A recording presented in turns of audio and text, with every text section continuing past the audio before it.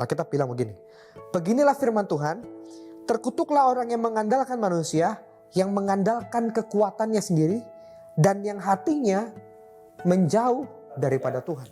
Shalom sahabat-sahabat Roll Injil dimanapun berada, kita akan kembali mempelajari firman Tuhan hari ini. Kita akan belajar apa yang Alkitab katakan mengenai kepercayaan diri.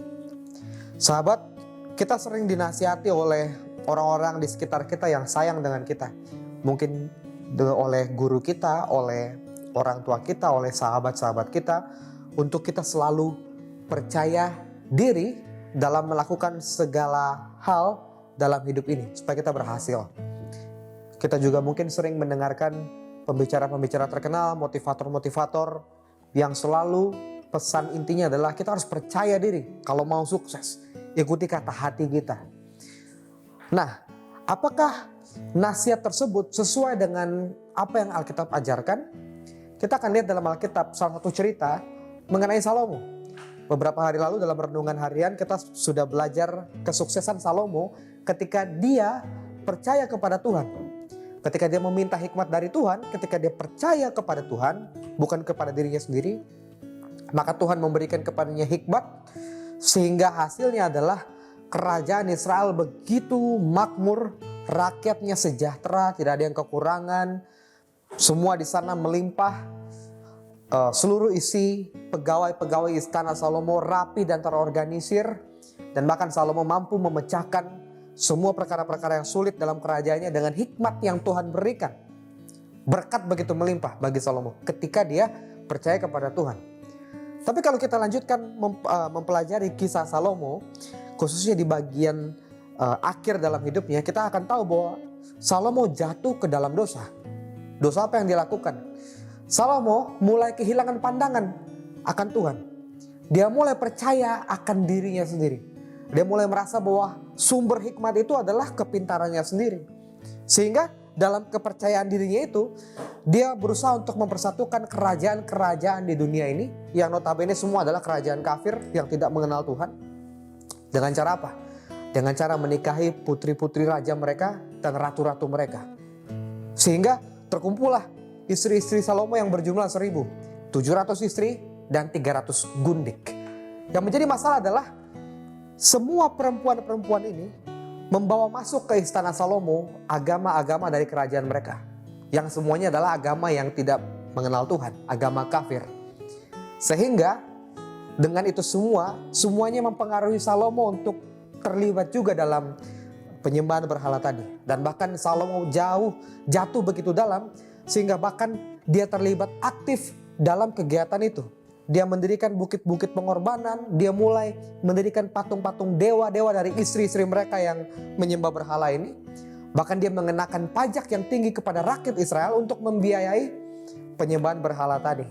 Sehingga apa yang terjadi? Jatuhlah kerajaan itu. Tuhan menarik berkatnya dari Salomo dan juga kerajaan itu. Rakyat Israel menjadi miskin yang tadinya mereka kaya. Seluruh pegawai istana Daud di istana Salomo semuanya terlibat dalam korupsi dan bahkan terjadi pemberontakan yang akhirnya menimbulkan perpecahan di antara kerajaan itu. Sehingga kerajaan itu kemudian terbagi menjadi dua. Semuanya karena apa? Karena Salomo jatuh ke dalam dosa, mempercayai dirinya sendiri. Kehilangan pandangan akan Tuhan. Nah, sehingga masih betulkah nasihat agar kita untuk percaya akan diri kita sendiri? Mari kita lihat apa yang Alkitab katakan dalam Yeremia 17 ayat yang kelima.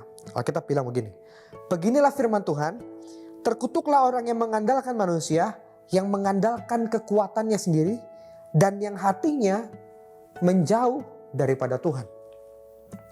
Alkitab mengatakan kita akan terkutuk, kita tidak akan sukses, malah terkutuk kalau kita mencoba-coba untuk mempercayai diri kita sendiri, percaya kepada kekuatan manusia yang sepenuhnya ini adalah daging.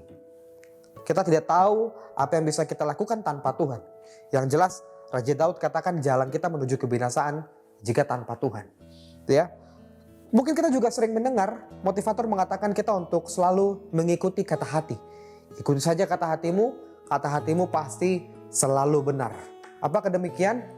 kita maju ke ayat yang ke-9. Dalam Yeremia 17 ayat 9 Alkitab katakan, betapa liciknya hati, lebih licik daripada segala sesuatu, hatinya sudah membatu, siapakah yang dapat mengetahuinya? Alkitab tidak mengatakan hati kita lebih licik dari hati orang jahat, atau hati kita lebih licik dari setan sekalipun. Tapi Alkitab mengatakan hati kita lebih licik daripada segala sesuatu. Sehingga akan berbahaya sekali kalau kita mempercayai kata hati kita sendiri. Kalau kita bergantung kepada suara dari hati kita, hati yang terlahir dengan dosa dan penuh pemberontakan kepada Tuhan ini lalu kita percayai. Seringkah saudara, ketika ada bisikan Roh Kudus, ketika kita dihadapkan satu keadaan di mana kita tergoda untuk melakukan dosa, tapi Roh Kudus berbisik, jangan lakukan dosa itu. Tapi kata hati kita bersuara seperti ini, gak apa-apalah, itu hanya dosa kecil. Nanti kita bisa berdoa meminta pengampunan dari Tuhan. Hati kita mengajak kita untuk berkompromi kepada dosa. Bahkan ketika setan tidak ada di sana. Tapi kemudian ketika kita jatuh ke dalam dosa, kita salahkan setan. Padahal hati kita yang licik inilah yang mendorong kita untuk tergoda untuk melakukan dosa tadi. Sehingga akan sangat berbahaya sekali saudara, menurut Alkitab tadi, kalau kita mengandalkan diri sendiri. Kalau kita percaya diri dan mengikuti kata hati kita. Oleh karena kita adalah manusia yang terbatas dan manusia yang penuh dengan dosa. Kita perlu mengganti kata percaya diri dengan percaya Tuhan. Oleh sebab kalau kita bersama dengan Tuhan, maka kesuksesan bukan hanya di dunia ini, tapi juga di surga. Pada hidup yang kekal nanti tentu akan kita dapatkan.